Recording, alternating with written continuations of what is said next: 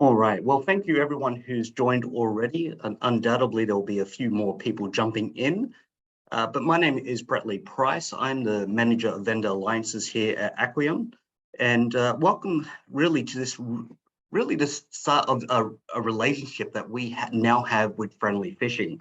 As you can kind of see up there with the kind of webinar title, Hook, Line, and Sinker. This webinar will really touch on a few different aspects. And so I'll run you through a little bit of the agenda on the next page. So we'll give a few introductions concerning Phriendly Phishing and the people who are on the call, as well as just looking at the landscape of data breaches and how Phriendly Phishing itself can mitigate against breaches from occurring as well, how that can be a very useful tool that your customers can roll across their systems and really be successful in just kind of reducing data breaches from actually breaking out. There'll also be a time for questions. So by all means, please ask questions. If questions arise, just put them in your pocket for now, or you can feel free to throw them out in the Q&A and we'll definitely answer it during that section. And last but not least, we do have a Kahoot at the end of the webinar as well. So please do pay attention. There is a $250 gift card to actually score. So of course, the person who is the one who pays the most attention, but also the quickest at responding with the right answer. If you've done Kahoot before, you know what I'm talking about. But just be prepared, pay attention, and I'm sure you'll be fine. So let me introduce you to the Phriendly Phishing team who's on the call. We have Seth Saunders, who's a sales engineer at Phriendly Phishing. We have Damian Grace, and we're very fortunate to have Damian, who's the founder, as well as the executive director of product and technology at Phriendly Phishing. And also, last but not least, is Josh Williams, who's the channel and partnership manager over at Phriendly Phishing as well. So I'm just going to pass it over to Damian now, and thank you everyone for joining. Thank you, Brett. Welcome, everyone. Thank you for spending your time with us this afternoon. And I'm going to cover off a few specific things as well. So we're going to start off with running through what is a data breach. Now, if you're on this call and if you have seen what's going on in the industry at the moment, everyone's aware of what a data breach is, but I'm going to go into that in a little bit more detail and flesh that out a little bit more. We're then going to look at who are the targets of these attacks, and specifically why Australia is now seemingly a much stronger target. Then we're going to go into the different types of data breaches. And then I'm going to leave you with some quick wins, some things that you can take away, implement quickly with yourself or your clients to make those quick wins, and also ideally for a fairly inexpensive amount. So let's kick in. So in terms of a data breach, like I said, if you're looking at the environment at the moment, Medibank and Optus and all of those, clearly it's a pretty interesting time from a data breach perspective. And just so we're all on the same page, really, I've just got a quick definition there around a data breach is about gaining access or restricting access to sensitive, confidential data, private information, etc. Now, I think what's interesting about that, if you use Optus as the primary example here, the type of data that they have access to, things like licenses or passwords, yes, but passports, things like this. I actually had a conversation with my uncle the other day, and he said to me, who cares about this? It's all been blown up in the news. It doesn't really matter. Who really cares about this? I don't care if they call me. I get those sort of scam emails anyway. And I had to explain to him, the ramifications of this type of attack, specifically the information that's been taken, in the Optus attack, how people could take his identity, how people can start, loans in their name and get access to cash in that manner. And then the ramifications of that are that you, as an individual, need to try to turn that around. You need to say, prove that it wasn't you that created that loan.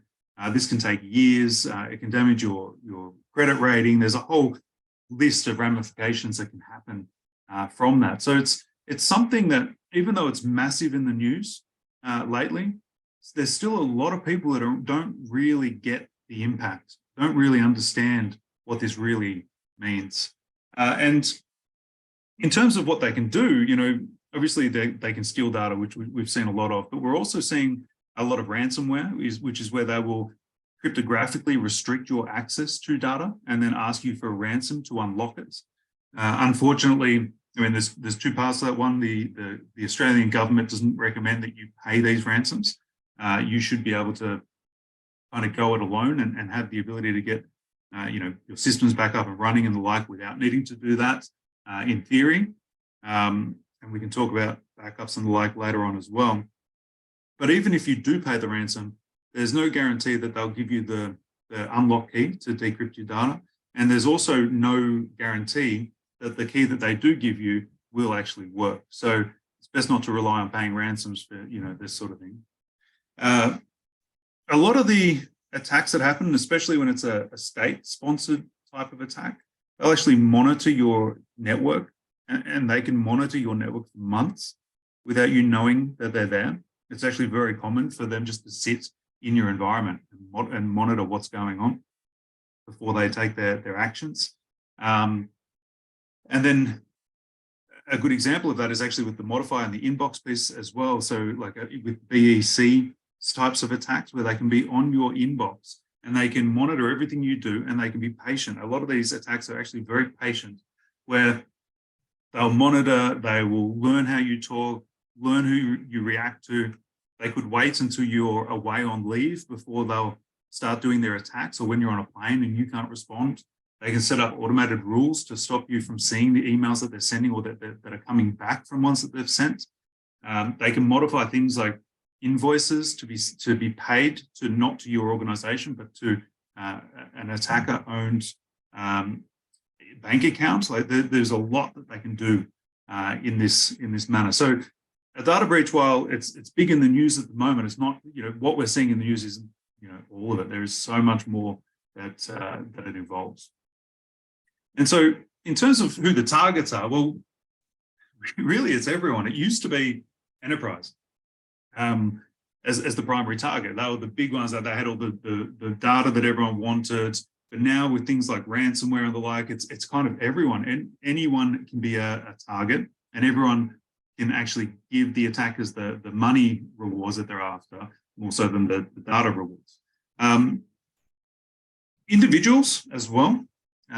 And I'll come back to individuals, but there's individuals, there's web, and there's infrastructure. They're the kind of high-level 3 areas that can be a target. Interesting thing about that is when I started my career, when I was doing penetration testing, infrastructure was the go-to. It was easy to get into routers and things like this, which would get you into environments, and it was not difficult at the time. And security practices, etc., caught up, and they made that quite difficult. At the same time, we started to go into that Web 2.0 phase, and that Web 2.0 phase is when we started to get, interactive websites, and they started to store things. There was databases full of information, names and credentials and all sorts, and the security wasn't there. And that's when we started to see things like SQL injections and cross-site scripting, all these different new terminologies and new attacks come out, and web became the easiest way to attack an organization. It was not overly difficult. I mean, it's still technical, but comparatively it wasn't difficult to what it is now. And then again, security caught up. And so now now all of the attackers are really focusing in on people. It is the easiest way to attack an organization, easiest way to get credentials out, lock them down, to get money. Like there's just so many different things you can do from that perspective. And it takes almost no knowledge from an attacker point of view. They don't have to be technical geniuses to be able to do it. It's a very low bar, and one of the reasons why it's exploding as much as it is. So why is Australia being targeted? And I guess it looks like Australia is being targeted more and more, but they're not really. Every year, if you look at the reports that come out in terms of how much the attacks have grown year on year, every year they're going up massive amounts. Essentially, it's an exponential growth year on year, for at least the last 10 years that we've been running Phriendly Phishing. And So it looks like we're getting targeted more and more, but it's just the kind of the natural growth trajectory. But also, we are English speaking, we're trusting people as a whole, we're friendly, we try to help people. And so we're kind of a soft target from that standpoint as well. As an example, I knew someone that was a salesperson for a large organization in the US. And when they had new salespeople start with their organization, they would actually use Australia as their target point. They would get the newbies to call Australia to run through their script, practice their rebuttals and to objections and everything else, because Australians don't hang up. In America, if they try it there, as soon as they go, oh, I don't want to talk to you, bang, they hang up. Whereas here, we're friendly. We typically try to put up with it and gently, leave the call, which kind of gives you an indicator. It gives us an indication of, what we're like and how it can be susceptible for attack. The other part to that is that, and this has been well known across the security space for a long time, Australia is typically years behind the rest of the world when it comes to cybersecurity, what we implement, how we do things. We used to talk in the security standpoint, it used to kind of start in the US, new things and new capabilities would start in the US and they'd sort of flow across to the UK and Europe, and then eventually they'd trickle down to Australia. And then I actually saw just a news article the other day from Sydney Morning Herald talking about how Australia is years behind in cybersecurity, and there's Minister Claire O'Neill was saying 5 years behind, from her standpoint. And so this is a major issue in terms of we haven't really taken security as seriously as we should have for many years. And then with things like the Optus and the Medibank and all of that, that's going to change. There's new legislation coming out. There's going to be bigger fines. There's going to be more recourse. It's something that absolutely needs to be taken care of. So in terms of the types of data breaches, I mean, the big one that we see is phishing. It's the typical cause or used in almost every single breach that occurs. Phishing is largely a delivery mechanism for some of the other ones that we're going to talk about in a second here too. But there's phishing, smishing, which is SMS phishing, and phishing, voice phishing. They're kind of the delivery vehicles for what you see coming after this. Smishing is an interesting one. I feel personally that smishing was massive in the individual space for a while. I feel like it's died down a little bit. The government has told the telcos and the like to start monitoring it and addressing it. I feel like personally there's been a drop in that, but it's still an ongoing concern. So what can you do with these phishing, SMS phishing, etc.? This one, a very common one, is clearly ransomware.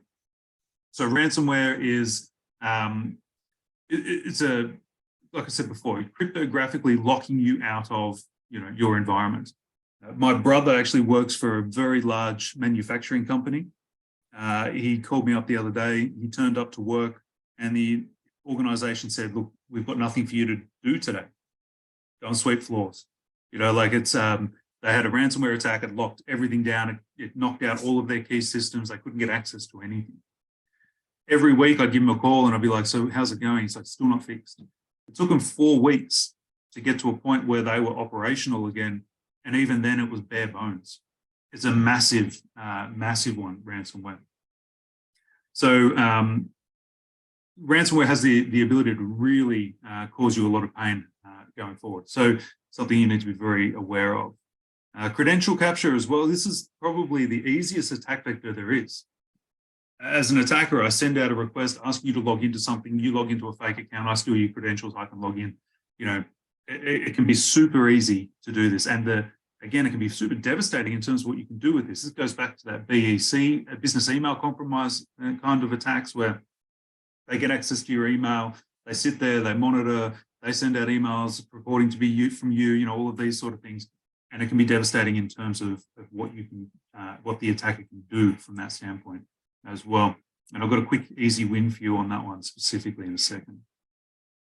Credential stuffing So credential stuffing has been around for a long time, but it's only recently just had a name allocated to it. So essentially credential stuffing is, let's say you've signed up to hundreds of different sites around the internet.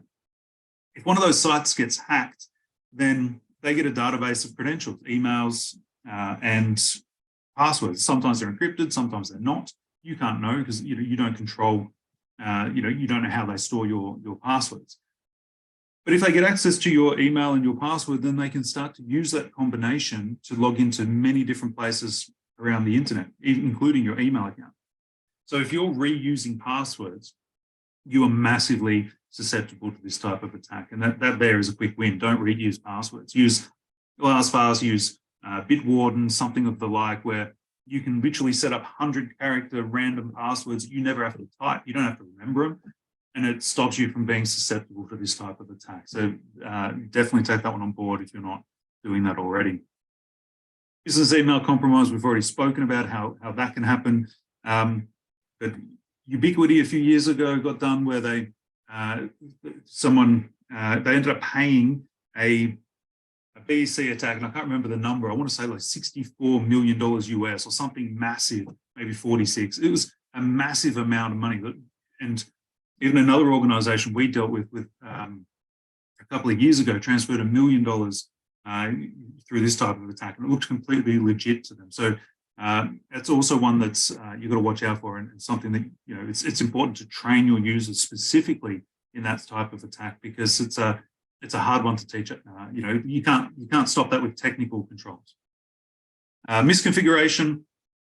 This is my understanding of the Optus breach, is that this was largely a misconfiguration issue in that they had a database full of information. Now, the information should have been encrypted. There's a whole range of other things with this, but it was available on the internet. And because it was available on the internet, someone was driving by, they saw it, they jumped in, they grabbed the information, and there it is. They didn't really have to do anything sophisticated. They just had to know where to look. So this is actually a very hard one to get right across an organization, especially a bigger, complex organization, but it can have massive consequences. And then the last one is around supply chain. And I showed an example earlier about Harcourts. Harcourts are blaming their supplier of a third-party software for the breach that they've had. So another one that's becoming really popular and gaining a lot of momentum. So just the last thing that I'm going to leave you with is around what can you do in terms of quick wins. I told you I had a quick win for the login issues, credential capture. Putting multi-factor authentication on everything external to your organization is key. If you don't have it, you should be like dropping everything to do that now, because that is the easiest way to stop this from being an issue. MFA won't solve all your issues, but it'll stop a lot of them and fix a lot of the low-hanging fruit type of attacks. We've also got a patching routine. I mean, I put this on here, to be honest, it's not a quick win. It's an absolute core fundamental that you need to get right. It's not a quick win, but it's also proven to be one of the most effective ways of stopping attacks. So that's why I ended up putting this on the list. Backups. I mentioned backups before. It is amazing. As a consulting, in my background in consulting, I've always been amazed at how many organizations don't have backups. Not only do they not have backups, quite often they never test them. So when they're needed, in the example of my brother before, when they're needed, they don't necessarily work. And if they don't work, then you're in all sorts of trouble. So backups that are tested and that are working and that you've used to restore things are where you should be focusing your efforts. Never reuse passwords. We've already covered that one. As an organization, you are responsible for the data that you hold. So it makes sense not to hold data that you don't need, and then you don't have to be responsible for it. So don't store anything that you don't need. You don't need to ask for people's date of birth most of the time unless you specifically need it. A lot of people just like having this information. And as legislation changes and as the laws change, and as you see in Europe with GDPR, etc., you're not going to be able to do that anymore. You need to have a reason to store what you store. And then lastly is obviously training and simulation, which is where we come in. I saw another stat actually just the other day where they were saying that most employees in organizations don't think that they're responsible for security in organizations. They think that because they don't work in a security environment, it's not their place. They rely on the security area of the organization to do all of their work for them. And this is not uncommon. I've seen this as well. And this is one of the main things that you need to get into people through training, is that it is their responsibility. We can't stop everything. We need them to be that front line of defense. And not only that, most of these people aren't technical. They need to learn and to grow and to build themselves into being capable. It takes time. You can't just go in there and smash them with the hardest phishing emails possible. And that's where we really focus in with the Phriendly Phishing product.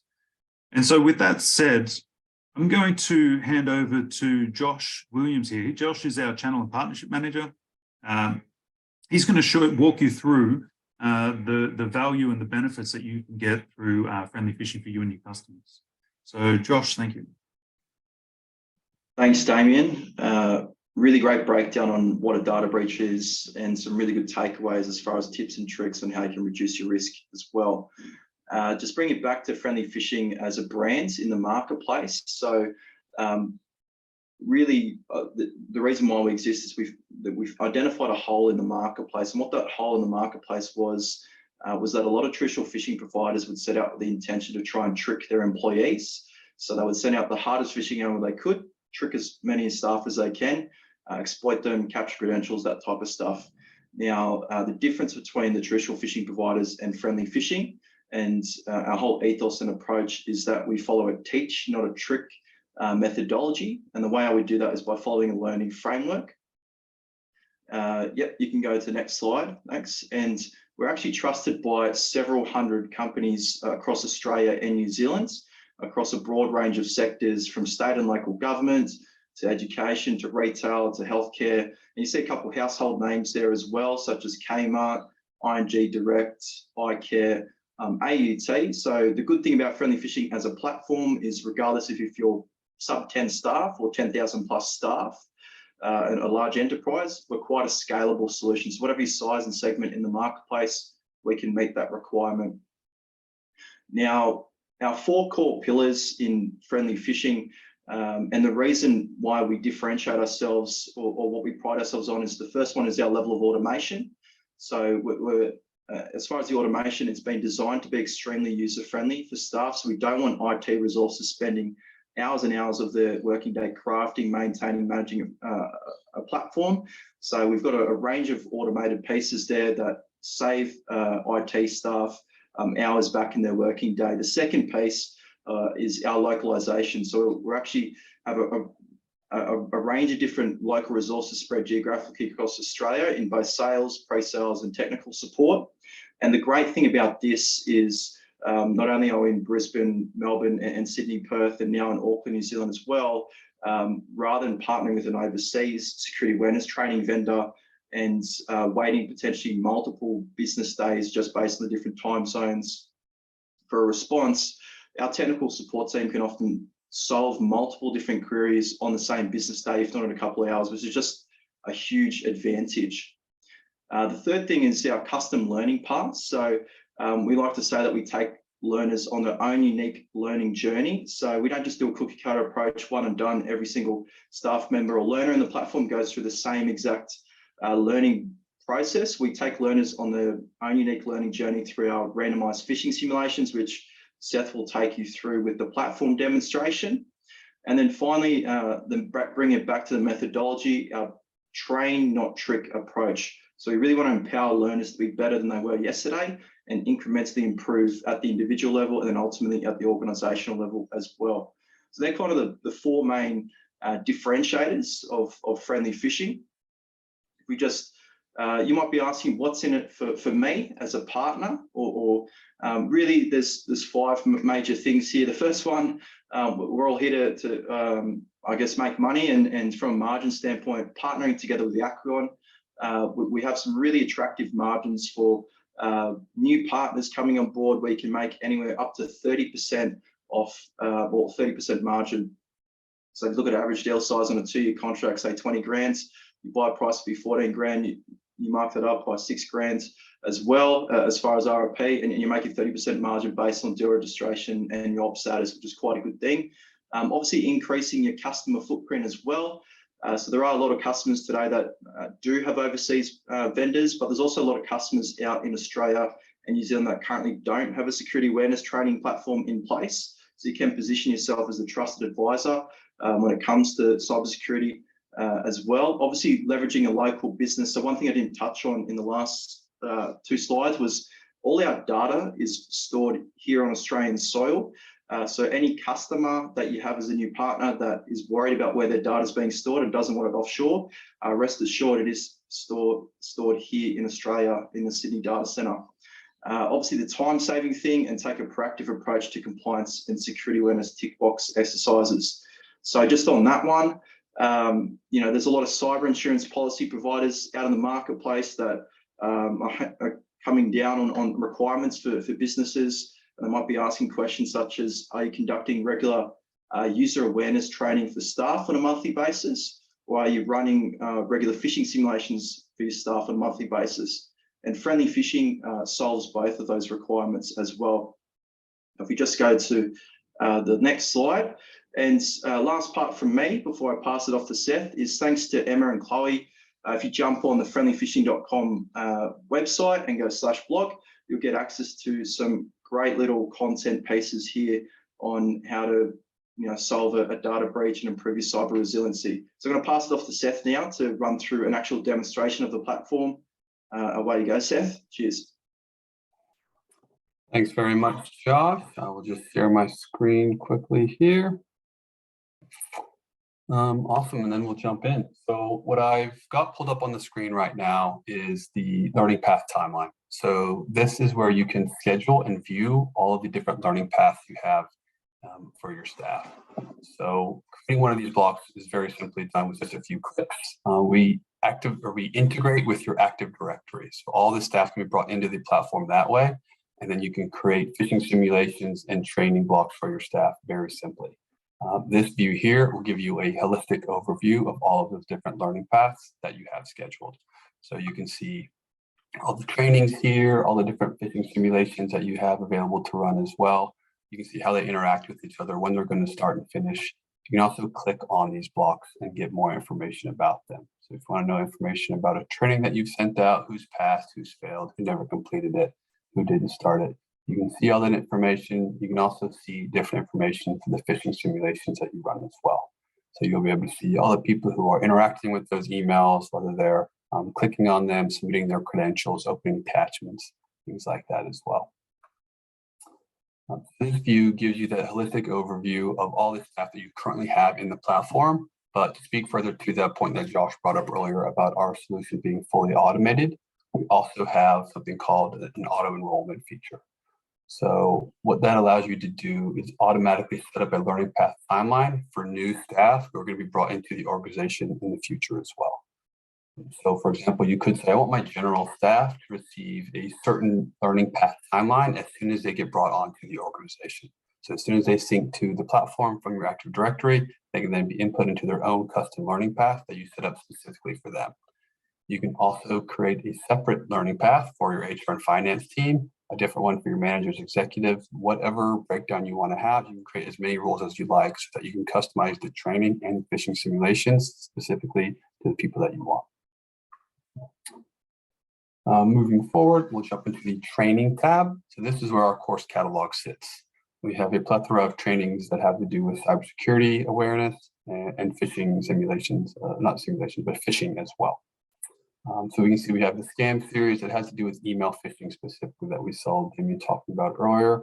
I also wanted to show you the phishing evolution that we have: business email compromise, SMS phishing, and voice phishing. We also have the ransomware course that we saw Damian talk about earlier as well. A plethora of other courses as well. Any of these courses are ranging from 3 to 20 minutes, a lot of them being in that shorter range, 3 to 5 minutes, because we notice a lot of our learners these days prefer to consume content that's a little bit shorter, but fully customizable. You can go through any of these courses you want to decide you want to send to your staff. You can click on the tile in order to learn more about it, see what the course overview is, what the learning outcomes are, who the target audience is. You can optionally take the course yourself as well before scheduling it to staff. and then you can click on this button here to simply schedule that training. As Josh mentioned, all of our courses were made by Australian New Zealanders for Australian New Zealanders as well.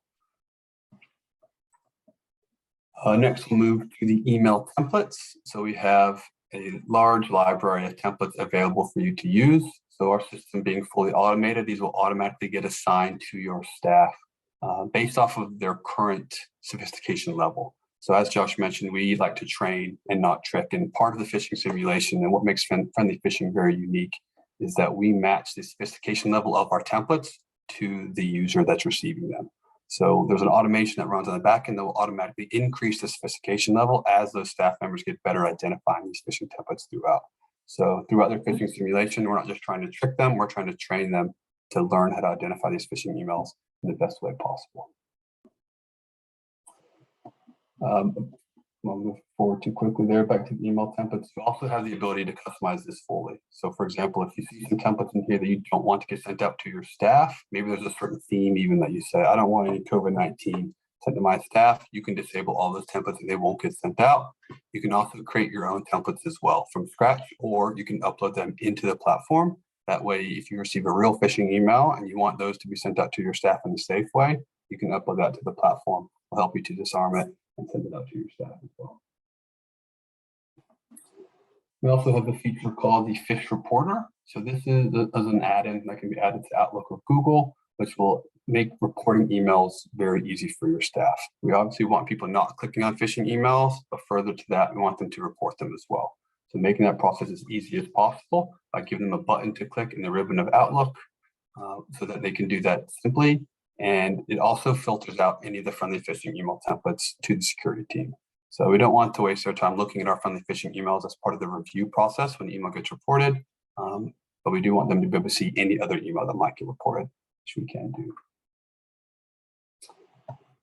Moving on to the dashboard, this is where all of our reports sit. We have very robust reporting in the platform that will allow you to see all the things that are happening in your account, all the emails that have been sent, all the clicks that have been made. And you'll be able to see the click-through rates for the different learning path sites, any high-risk learners that you have in the platform, fully customizable report that you can decide what a high-risk learner means to you, as well as training information at a high level.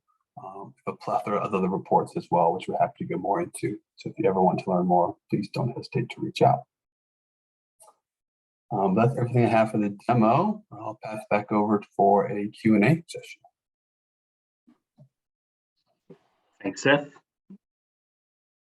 Alrighty, so if for people, this is by all means one of the times to kind of raise some questions, by all means use the Q&A inbox that is open to everyone. There will be a Kahoot momentarily once we go through and kind of answer any questions, outstanding questions. I do have and have received a few. So first question, and I'll pitch it to the relevant people. But if I get it wrong, please, by all means, guys, yeah, feel free to kind of answer it. Otherwise, I've got one going. How many customers does Phriendly Phishing have in Australia and New Zealand? And do you have different content for each? So would that be for you, Seth? I can, well, Seth jumps on, I can answer the question around quantity. So I believe the number at the moment is we've got about 450 customers across the Australia, New Zealand market. And I think we're sending out about 350,000 phishing emails a month at the moment to that number of users. So it's a significant amount of phishing that we do, you know, on the side of good compared to, you know, the side of bad. And Seth, from the training point of view? Yeah, so as far as the content point of view, we have content that's specific to Australia. We also have content that's specific to New Zealand, both in the training and in the email templates that get sent out. So very customized, you can do and show whatever you'd like for your staff. If you have staff in both, you can create custom learning paths for both. If you just have one location, you can do that as well. Brilliant. All right, here's another one. What is the average click rate of staff when they first start, and how do you measure success? So when you know, starting off that baseline. Yeah, I'm happy to take that one. So we're seeing our average baseline sitting at probably around 25 to 30%. So we initially will have a baseline assessment where we test to see how your staff react to receiving a phishing email. We then train them on how to identify a phishing email, and then we can train them more by having that phishing simulation that runs after training. We then suggest running another baseline in the future, whether that be at 6 months or at a year mark, to retest and see how that number has improved. And we normally see that going to the single digits after they've gone through their training and their phishing simulations. Brilliant. Thanks, Seth. Looking at security awareness training, obviously it's a field where, or a landscape where there's a few players already out in the market. How does Phriendly Phishing differentiate from, say, KnowBe4? So our main differentiators between us and KnowBe4 are we are made specifically for the Australia and New Zealand market by people who live in Australia and New Zealand. So all of our content will speak directly to them, so that we see a lot of the KnowBe4 content being made for Americans, and so it doesn't land when someone's viewing content that wasn't made for them. That's usually when they start to tune out. So this is made specifically for Australian New Zealanders with the right types of English, the right things talked about, and the right kind of voiceovers as well. Another big piece that we have is our methodology. So kind of we touched on this earlier, where a lot of these phishing simulation platforms just want to trick people, send them the hardest emails right away after they've been trained. What we've realized is most of your staff have just learned a new skill, and it's a technical one at that, whenever they're trained on how to identify a phishing email.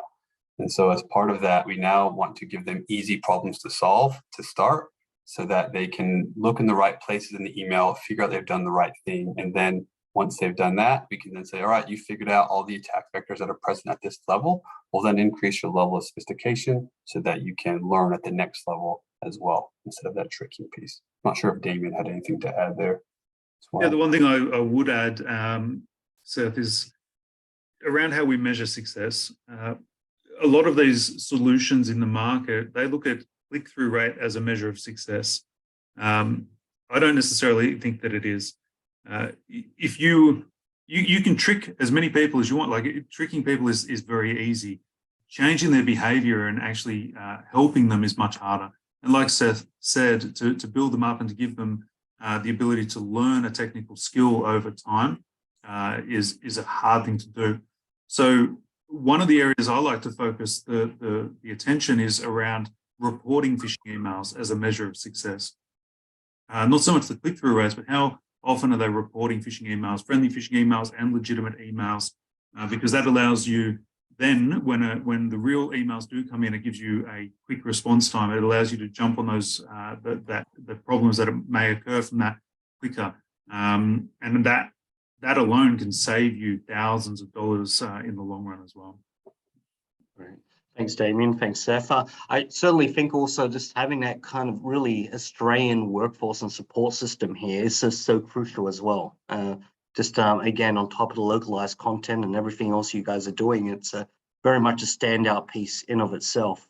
Now, I've got another question here. Is there any integration into customers or with customers using Google Workplace?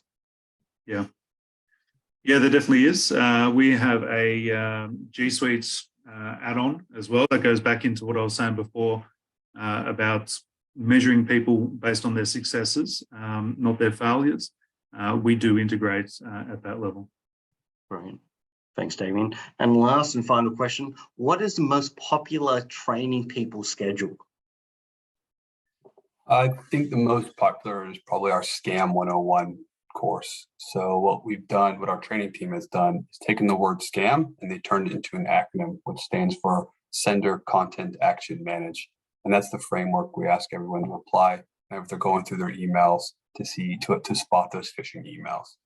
Very popular course. We get lots of very good feedback from it, and people love learning this, and they actually love sharing it with their families as well. So we also have a family version that they'll share with their families so that they can stay safe at home as well. Great. Thanks, Seth. Now, if you'd like to know more, and again, when you're looking at cybersecurity, the human factor and securing that is so essential. You can have the best security and everywhere else, endpoint, network, everything else, but if your people are unskilled or security illiterate, that's always going to be a gaping hole in the business. And so Phriendly Phishing, definitely check it out. If you're interested in knowing more, please reach out to the Aquion sales team. You'll see it on the left-hand side, Or otherwise, please feel free to reach out to Josh Williams directly, and his details you can find on the right-hand side. Of course, we will also send out a copy of this webinar, so by all means, feel free to rewatch it or to grab any details that you'd like to from there. And if any questions, just reach out. By all means, we're here to answer. Thank you guys for coming. Thank you, everyone. Thanks, everyone.